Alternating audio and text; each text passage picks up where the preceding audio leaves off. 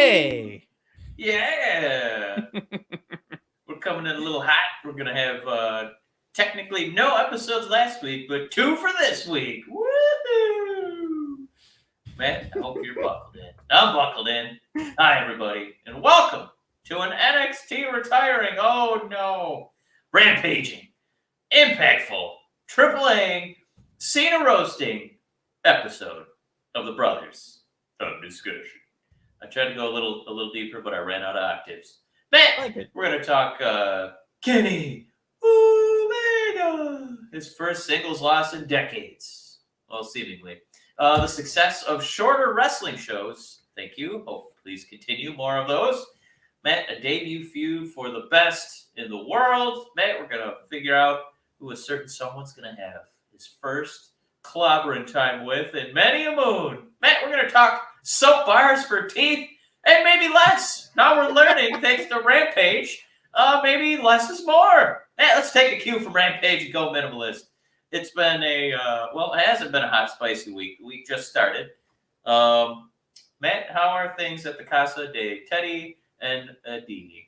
Well, quick shout out to Tristan, who's he's our buddy over on Red Wings Rant, but he's checking in just for a quick beat.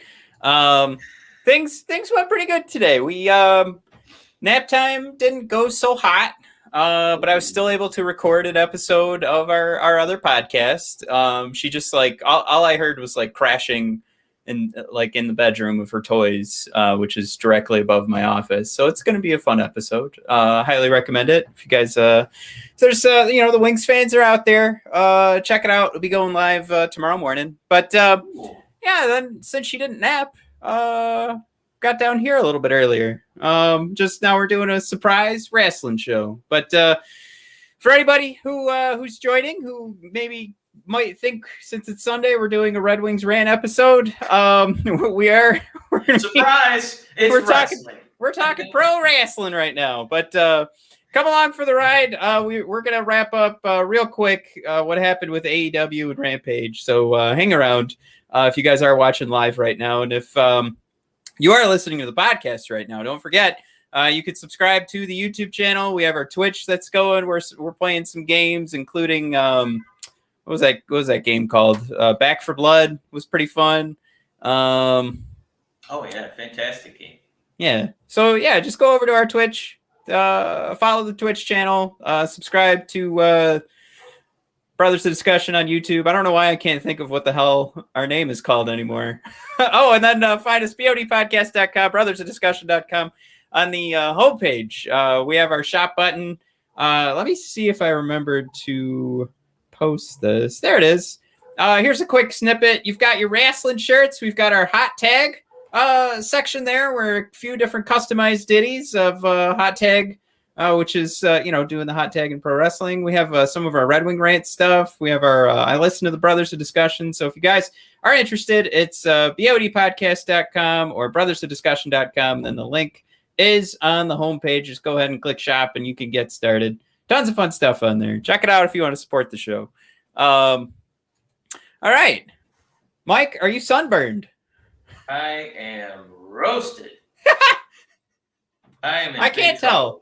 Yeah, there's a lot of pain over here. The face, chest. I sunburned my knees. I didn't know you could sunburn your knees.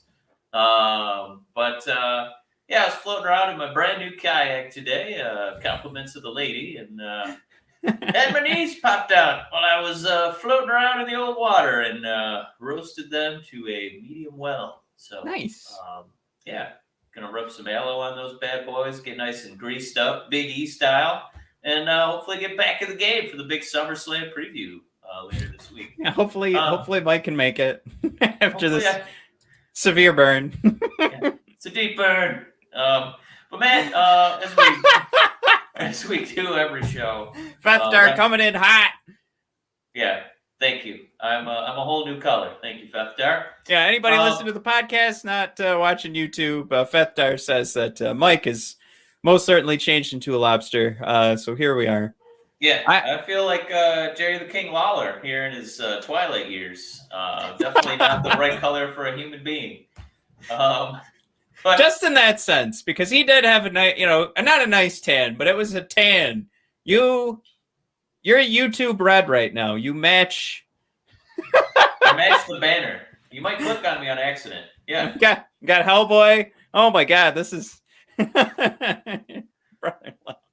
It might be Red Wings rant, right? Red Wing rant red over here. So you were preparing actually. You were branding yourself. Yeah, I forgot to wear like my it. Red Wing swag, so I burned the shit out of my face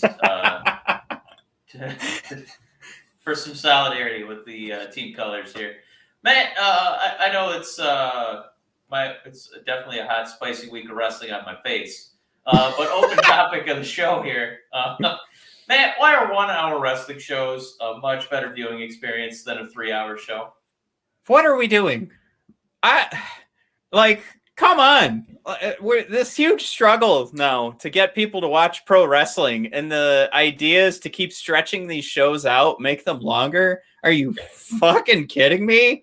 No, everything's going shorter, Mike. Like, what is our favorite sketch show on Netflix? Has these 17-minute episodes. It's the most crazy length of time.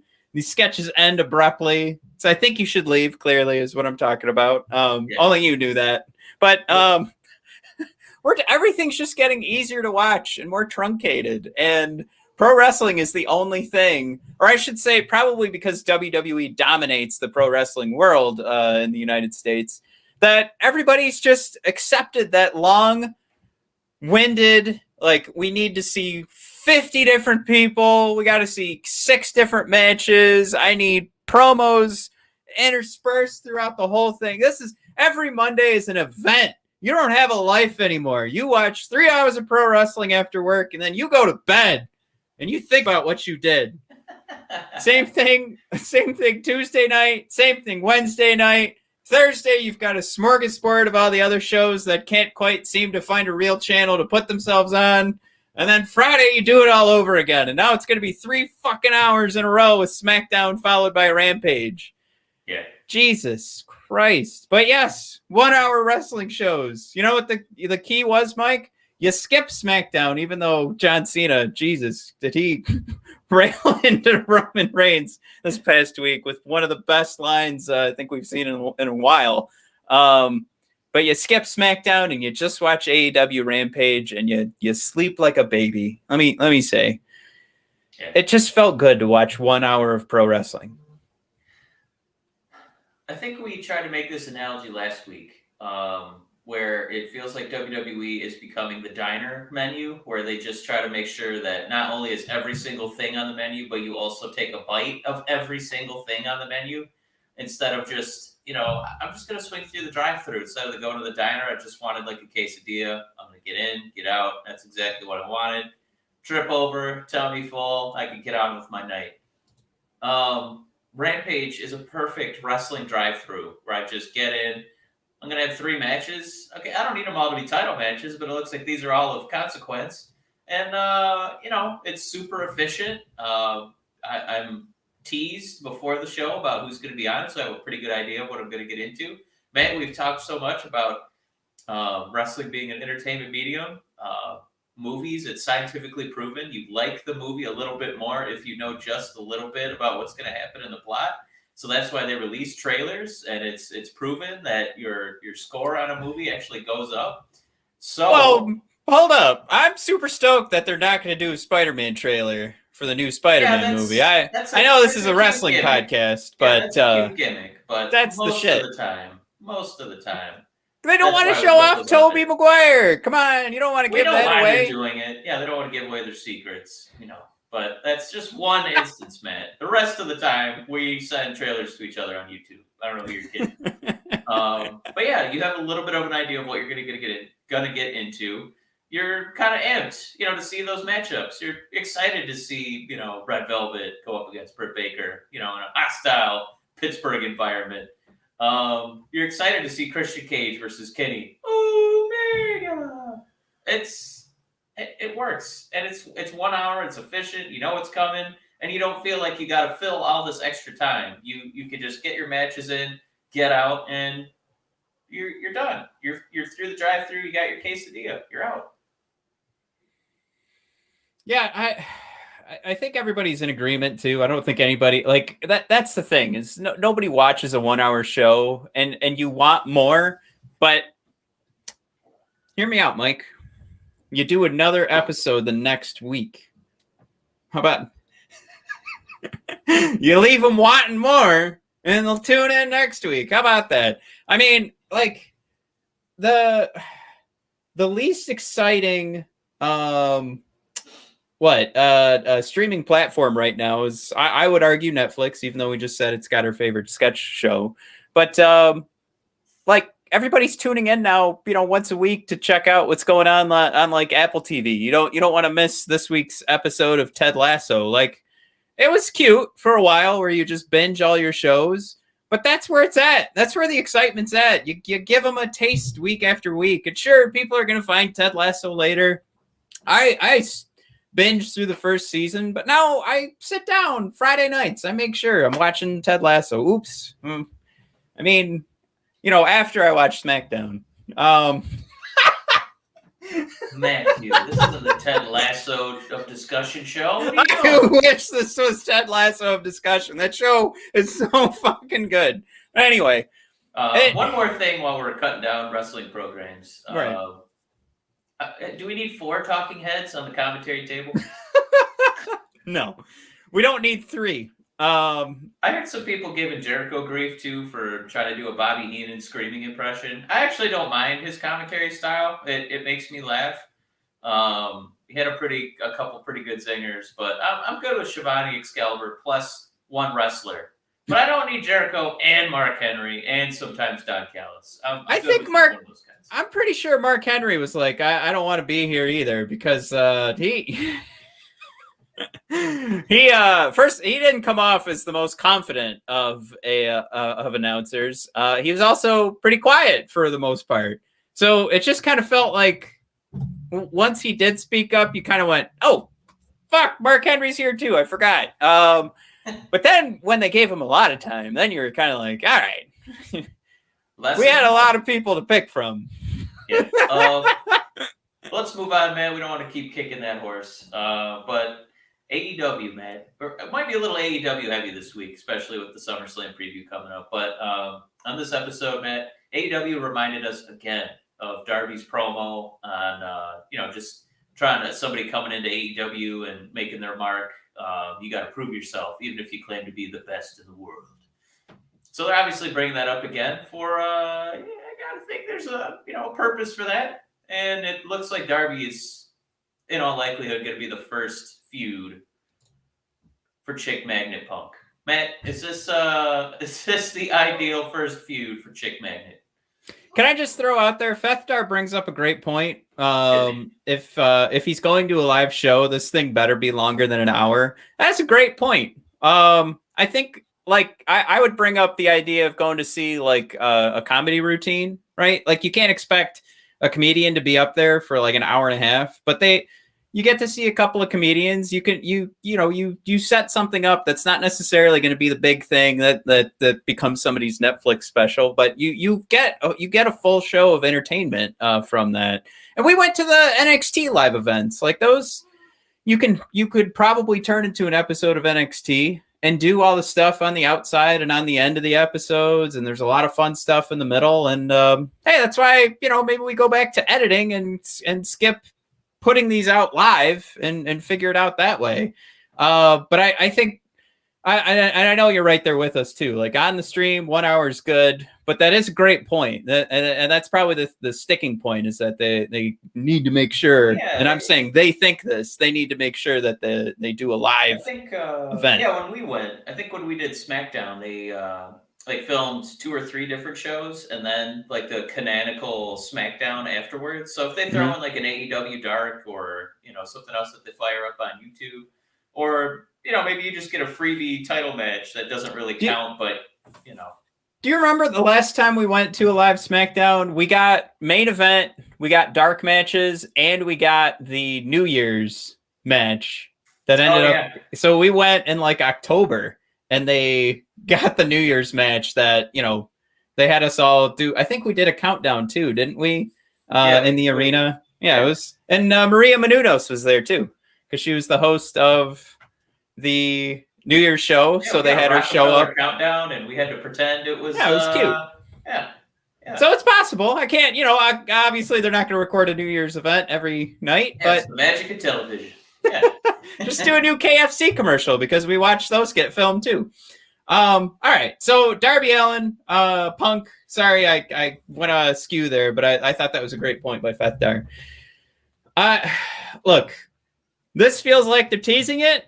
This feels like we're about to get fucked over as fans, to be completely honest, because they're going so hard into it. And I just don't know. Does Darby Allin, does he get Sting and CM Punk? Is that really what we're about to see happen here? Does he deserve that in your mind? Is he that good? Because his promo work it's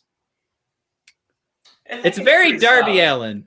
I think it's pretty solid. I think it's if anybody on that roster is going to use their body to make you look like a Marvel superhero, it's Darby Allin, right? Nobody throws himself into harm's way or like. I wouldn't even use the term overselling. He just mega sells everything that it looks like a homicide every time he's on the defensive in a match. So as far as making Punk's offense look like $1 million, that is my top draft pick from the AEW roster. I do think that it's gonna be. Like, I posed the question, right? Is this going to be a feud? The more I think about it, I do see Darby being his first, like, pay-per-view match, but I would compare it more to, like, Nakamura versus Sami Zayn, right? Where they didn't have, like, an elongated feud, but the first big match was the two of them going, like, 20 minutes and then shaking hands at the end and, a sign of respect. So I think it would be something more akin to that than an actual full-length feud. I think it's just going to be, Darby, who in a way is one of the faces of All Elite Wrestling without being like a Young Buck or an Omega. Because that'll be, like storyline heavy when Punk starts battling those guys. But just to kind of show him rubbing elbows with a guy that is held in really high regard, I think it's just going to be more of a Nakamura, Sami Zayn reintroduction, if you will, to the Wednesday night Dynamite Crow. And I guess that's fine too. I can get on board with that. I don't know. I guess for me, it doesn't do too much. I don't get that juiced about it. I think it's more just like CM Punk is coming, so it could have really been anybody. So I think at this point, now the questions are going to start popping in my head of like, is Darby who they've been pushing, and having Sting be the guy at ringside with him. I mean, is that really the guy that needs to lay down for CM Punk in his reintroduction? And does CM Punk really come back? And do we want him to be laying down after so many years of being away from the ring? For me, this isn't something where we fuck around like Miro and Murder Hawk. CM Punk better go right to the fucking top. That's not, like this isn't something either where who would you put in that spot then if you don't want to put Darby in there? Or Dobby. I think it's not about like picking someone else. It's just, I mean, you could have had it. This is about debuting CM Punk, so you didn't need your top, right? Your top mid card guy in there, right? Who would you put in there? Pick one of the cages. You know what I mean? Like it's not about. It should have been CM Punk is making a debut, and maybe somebody just comes out and challenges him. Right. Like, I know, like, I hope my point's being made. Like, it matters more that it shouldn't be Darby, in my opinion, than anybody else. But, I mean, you also aren't picking Jon Moxley, but I don't feel like that should be far behind. I think there's a lot of big opportunities on this roster. And, one, I don't know who you pick to lose here. And whoever takes the loss with these two fighting just doesn't make sense. So why are we doing it? But yeah, pick one of the cages. Pick any guy that rhymes with age and throw him in there and have him lose to Punk, and we'll be golden. Well, I think that's what the storyline is what they're doing. Or you know what? Don't throw Don't throw Hangman in there. I'm sorry. I Yeah, forgot. we're not putting the Hangman in I there. We're not forgot going to about sacrifice Hangman. that. We've been That sitting he- on that push for a long Right. time. Don't make it Hangman. If it was Hangman, absolutely. See, now that's the thing. We're playing this game of having your top mid Carter go down. I'm guessing to CM Punk, but like if Hangman had been calling out for Punk for the last couple of weeks, and they were going to use this to really put over Hangman, you know what? That's a decision I can get on board. I'd still go, why aren't we giving CM Punk a push to start here? But like that to me seems like you have your easy pick to win, right? I'm just saying this just feels like loss with Darby. Nah, I kind of like it because it's a little bit like I'm gonna do another NXT reference here. Remember, like the golden age of NXT when the likes of Velveteen Dream, who we don't talk about on anymore, and remember Aleister Black? Now he goes by Malachi Black. The whole storyline was just say my name, and now the storyline is just going to be just prove yourself. So it's not really going to matter who wins so much. It's just going to like the whole world knows if Punk's coming back. I don't think he's going to lose clean in his first fight. So it's just going to be about them, somebody, going all out and coming, just short and, telling that little self-contained story in a bubble. And then it wouldn't be super cheesy, I guess, if, in the post-mortem, for them to reference, that it was proven by CM Punk, and then, Darby Allin is a hell of an athlete. I just squeaked by defeating him. He sacrificed himself a little too hard, and he gave himself more damage than I did. So I think you could still kind of protect both entities that way. And again, we're really WWE booking this the way we want to, almost like have it nobody lose, essentially. But you got to have Punk win. And I think Darby's going to be a perfect spot there. Yeah, it's our least favorite thing to happen in wrestling, but I mean, we basically saw that with our next segment, which is Kenny Omega going down to Christian because there's so many shenanigans at the end there. Hey, let's talk out of both sides of our mouth here. And yeah, Kenny's first. He's booked like a mega hero, right? He's literally draped in gold. Apologies to the now disbanded Undisputed Era. He's literally covered in belts, and now he's lost his first one to Christian Cage, and he could still lose a second one to Christian Cage in the Chicago pay-per-view. So I kind of shrugged my shoulders a little bit, and I was like, "Is this?" I don't know if I would have booked Kenny's first loss like that, but I guess if they're giving the belt to a legend of Impact Wrestling like Christian Cage. A dubious honor if there ever was one, but he's an Impact legend, and now he takes the belt back. Well, I was definitely in the minority on that opinion. I'm okay to eat some crow on that one. I don't know if he's going to hold it for a while or maybe be more of a transitional champion, but it was maybe my favorite Christian performance since like 2000. I mean, it could just be you enjoyed another Kenny Omega performance. It could be. So, yeah, I guess the thing for me was, I mean, we just talked about CM Punk, and I'm saying like you can't murder hawk this, you can't fuck around for a little bit, and like CM Punk is just like, oh man, I just that TNT title just keeps, I just can't seem to get it.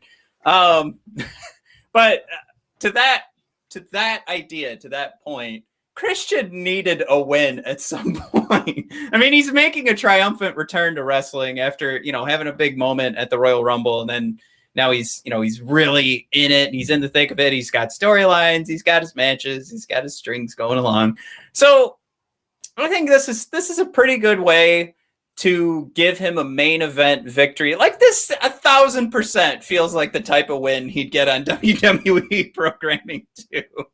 I mean, this is almost the equivalent of like when there were certain wrestlers that would win the world heavyweight title, but God damn it all to hell if they ever touch my WWE championship. That is exactly what this feels like. Yeah. But I mean, if you catch my drift, you know where I'm coming from on that. And I mean, Christian is, he's never been a terrible wrestler. It's just to us, we think he's kind of boring. So, and he also, like Don Callis saying, Christian has the best finisher in the business. I couldn't keep my lunch down. That was one of the worst lines I've ever heard in any pro wrestling promo, because it is the most convoluted finisher. And I was really bad at adjusting the straps on my middle school backpack, and it always looks like Christian has the same problem, because he's always just kind of, you reach around here and get the old backpack on, and I'm gonna sit down. So I don't know. That's what I thought his finisher was, but you didn't appreciate that analogy. I'm sorry. Like a really I'm doing all the producing and business and comments and stuff behind the scenes. Sorry. Okay. All right. So you missed. I told a hilarious analogy, and everybody laughed really hard. No, you're backpack wonder. Backpack. So Matt, what's the difference? Why did we get to see Christian Cage come up clean, and then poor Andrade, with the assistance of Ric Flair, which wasn't enough? Andrade could not defeat Kenny Omega for that AAA belt. I mean, first of all, let me just say we don't know. It kind of seemed like, all right, Kenny, all the dominoes are just going to fall. Kenny's going down. And Andrade, of course, would deserve this. Why not? But Kenny's holding on to the title. The rumor, Mike, and this is where I was like, all right, we don't know anything, but the rumor is that AEW asked that Kenny hold on to this title, Andrade go down, and something else is planned along the way to keep Kenny looking strong. Mike, I will say this: there is a rumor going around that with the Impact Championship being on the line, like the pay-per-view coming up, Kenny just couldn't make it. So that's how this all got thrown together so quickly. Christian was going to get a big win. He was like, yeah, I can make it to the show. Why not? So it just kind of seems like there might be a moment that Kenny's going to get those titles back, if maybe they do strap for strap match kind of thing. And Kenny will be back on top before you know it. He'll still be holding his AAA title. He'll have his Impact Championships, and he'll still be holding the AEW Championship. I think Andrade lost because AEW's Daddy, and Daddy's match was not on Daddy's show. So, no, you don't get to beat Kenny Omega on a program nobody's watching. Sorry. Once it's on, I hope that people don't think this is a slight against Andrade. Like they cheated against him. It wasn't a clean match. He had Ric Flair, the human jinx, on his side. That a lot of things were going against him in that one. But yeah, it's not a slight against Andrade. I think that AEW is the one opening doors for all these other channels, and as the sexy daddy, bringing in all the new wrestlers. No, you don't get to pin Kenny Omega on a non-sanctioned show for us. Absolutely not. This is just AEW, at the urinal showing off the big old ding dong. So. It's not a slight to Andrade at all. It's just AEW slapping AAA wrestling in the face with their big ding dong. So more talking out of either side of our mouth. By the way, I just realized too, like we were just complaining about 50-50 booking. Yeah. Now we didn't get 50-50 booking yet with Christian and Kenny, but you certainly got enough shenanigans where you were like, well, that's why Kenny went down. But then right after Kenny loses to Andrade, he makes a comment about how they'll be in the ring again soon. And, you got my respect, on kid. AEW Dynamite on Wednesday nights. Right. Like, well, it's just one of those things where maybe it's not 50-50 booking yet, but they're doing their darndest to make sure like these losses don't matter to keep these guys on top. So again, we're walking away from a week where we're like, oh my God, AEW Rampage. 1 hour wrestling's fucking great. But then also it featured, this whole weekend featured all of our least favorite things just back to back to back. So yeah, again, more talking out of either side of our mouth. But I think, we have our list that you guys can check out on YouTube of our top 10 things pro wrestling fans love to complain about. I think just one of the things we're most guilty of that we got to figure a way to finagle that into the list is just complaining about one thing and 5 minutes later realizing that you're a fan of it somewhere else. We're just all full of shit. I think that's the thing. That's the long and short of it. Human toilets over here. We wait till it's convenient. Let's do a quick hit here. We're gonna almost wrap the show up. It's gonna be a world record for efficiency. God, we I just hope call so. out Cena for being one of the goats on the microphone. Not only did he call out Roman Reigns' teeth for looking like soap bars, then he dropped a couple bombs. Roman nearly ruining Seth Rollins' career, and then running Dean Ambrose out of town. Matt, the crowd, I miss those reactions. I feel like we haven't gotten anything like that probably since Cena stopped being a full-timer.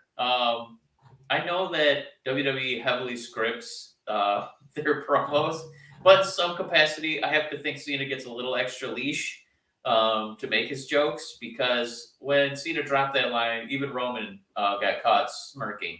So in some way, I think a little bit of Cena was, putting his own stank on whatever the old man McMahon, allowed John to say that night. But the other kind of cute mention from Cena was that once he defeats Roman, takes the title, he's taking it back to Los Angeles, taking it back to Hollywood, and he's going to blow Roman a kiss from the front row. Yep. At first glance, if you weren't paying attention, that's a clear allusion to CM Punk on the way out, storyline-wise, defeating John Cena, jumping into the crowd, blowing John a kiss as he takes the title out back in Chicago. And was that Money in the Bank? Yeah. Yeah. So it's a fun mention, especially since next week is Chicago, the first dance for Rampage. And then it's also going to be SummerSlam weekend. So we might see CM Punk return, blow some kisses, and then John blow a kiss back to him on SummerSlam the next night. So I'm pretty pumped about that. Matt, how many times did you rewatch that promo on YouTube? I think I watched the Dean Ambrose part about 1,000 times. I thought it would be really funny okay, it's heartbreaking with all the guys who got released, all the guys and gals. I hope they're doing great. If WWE dropped all this cash and they're like, no, I'm sorry, we're giving CM Punk an offer he can't refuse, and Cena's now giving the little hint that CM Punk's going to be there, and that was the first thought that popped in my, just for funsies. I don't actually think it's going to happen. I know Punk's headed to AEW, but could you imagine the shitstorm, like AEW giving all these teases that Punk was on his way, and then WWE was like, no, we'll give you $50 million to never. We will quadruple the offer.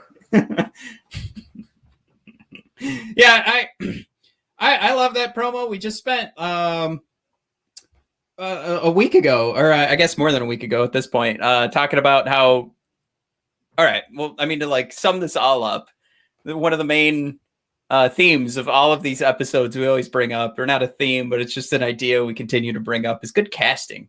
And John Cena is one of the best cast pro wrestlers ever, because he knows how to do it. Whatever his character was, he was all in, and I think he was always bowling a 300. So this is just another example of it. Like I said, rewind a week, and you can hear us wax poetic about our love for Mr. Cena. And yeah, this is us just doing it again, and just in awe that it doesn't even slow down. It's not that he went, you know what, I did pretty good last week, I think I'm good. He's just gonna keep rolling. Every moment that he's out there is just pure joy. And it's one of those things where the WWE keeps saying that they're trying to get back to what they do right, which I think could lead us into our next segment. And you know what? If we're going to tune into WWE and get John Cena moments, and then we watch AEW Rampage, and Kenny Omega is so fucking good, he made Christian interesting for a night. If that's the two ideas of those two shows, that's fine. Just make them both an hour, have them go back to back, and then that'll be my week of wrestling. That's all I ask. But I mean, if those are the identities that those two shows want to have, or those two brands, that works for a lot of people. Yeah, I think we're gonna do two things here, Matt. I think that we're going to stop making Monday Night Raw a priority and just try to be home for SmackDowns because I want to see as many John Cena segments as humanly possible. I want to watch King Nakamura. I want to watch more Rick Boogs, more Big E. I don't even know why I'm tuning in on Mondays, to be honest. We need a better recording time and day. Here's the thing, man. Thursday's the worst. We might start doing it remember on Saturday mornings, we used to watch the Monday Night Raw recap with Michael Cole. Oh, that's a great idea. We're going to have to start doing that Saturday mornings with a little bowl of cereal. I think, a little mimosa. I'll bring little Teddy in here and I'll strap him to my chest. Oh, it'd be great to see Teddy. He's just about ready to be flipped in the, the harness where you carry the baby. Shout out to Teddy Boy. Matt, so we're going to say goodbye to Monday Night Raw maybe for at least the foreseeable future. Matt, and unfortunately, this is our last segment of the show. We got to wrap this up. We might be saying goodbye to NXT as we know it. Matt, we're pouring one out. I know you barely made it a priority this week. Matt, is this maybe the end for NXT, especially as Adam Cole says goodbye? I think... Well, yeah, it's hard to watch NXT when I mean, if you were told that, one of your favorite shows is canceled and you weren't even going to get to see a season finale, do you turn in to get one more taste? It's one of those things where maybe storylines will end at the next takeover, but it just feels so empty.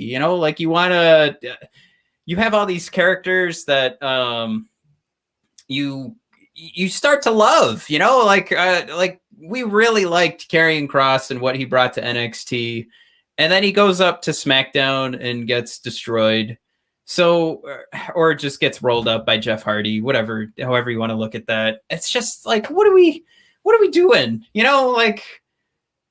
All that time I spent caring about this character and putting money behind some of these guys and going, I want this guy will be, I'm going to go walk into a grocery store as a 30-year-old man wearing fucking Undisputed Era t-shirts. And I don't care because I love them so much. And I'm hoping that I'll walk into somebody else that loves Undisputed Era that much. And then, they tell you that it doesn't matter, or the show's over in a couple of weeks. It's super disheartening. It makes you feel like you wasted a ton of time. I'm glad that I got to know a lot of these wrestlers because some of them I wouldn't know without NXT.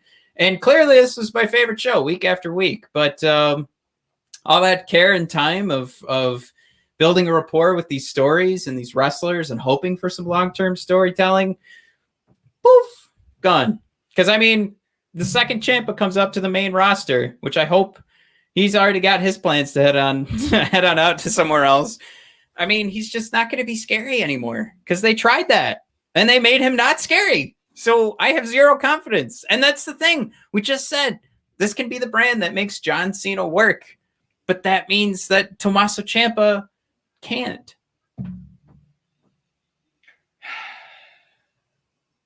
I don't know. They're cutting back. They're cutting back the budget. They're cutting back the roster. They're cutting back, whether or not this is, it wasn't that long ago. This was supposed to be a equivalent to SmackDown and Raw. Remember, we had the Survivor Series where NXT, won the majority of the matches. It's all over. Yeah, I don't know what to do with it going forward. If they don't care, it's hard for me to care, and I know that if in some capacity it's the marketing involved, right, with AEW, but I feel like they give a hoot about what I like, and I feel like they've been prioritizing matches and match styles that I've come to enjoy. And if they're going to take care of me, man, we've talked about it tons of times. There's no reason to be loyal to a company. We're just going to be loyal to the wrestlers. So does this mean we're going to boycott SummerSlam? Of course not. I want to see Cena. I want to see Edge versus, Seth Rollins. But am I going to make Monday Night Raw a 3-hour priority? No, there's no reason to. But am I going to tune in to Rampage because it feels, even if it's late on a Friday night, and I could be doing a host of other things, but, I'm really entertained for 60 minutes and only like 45 minutes of it is wrestling. There's still commercials, because of that's how television works. I'm still happy. So this might be a major departure for this program, Matt, where we start leaning into AEW more and more, and just letting WWE just take in that little paper sailboat and letting it float down the gutter to Pennywise, and just say goodbye. Sorry, this might be it, Matt. August 15th. I mean, we're still gonna watch WWE. Right, we still like Rick Boogs and all the other guys, but poor Rick. Yeah, but yeah, I mean, we should wrap up here because we said 30 Let's minutes and now we're on 42. Let's do it. Let's get out of here before 44. Yeah, we'll see what we could figure out if we're going to be doing Saturdays from now on. But everybody, sorry this ended on such a sour note, but WWE did it to us, so blame them. But thanks for tuning in. It's at BOD Podcast for the Twitter that, I mean, like Mike said, we're not watching Monday Night Raw, so it doesn't get a lot of use anymore. But SummerSlam's coming up, so we'll probably tweet during that. And it's the Instagram is brothers_of_discussion. But please follow us on YouTube. That's where we're going to be doing most of our action going forward. We do have the Twitch that if you guys just want to see us sticking around on PlayStation, we'll be doing that. And we always have our Facebook group that gets a ton of engagement. So if you guys want to have some fun conversations where it's not so serious, there's a lot of fun. Check it out. Live wrestling discussion group on Facebook. All right, everybody. Thank you for tuning in. Have a good one.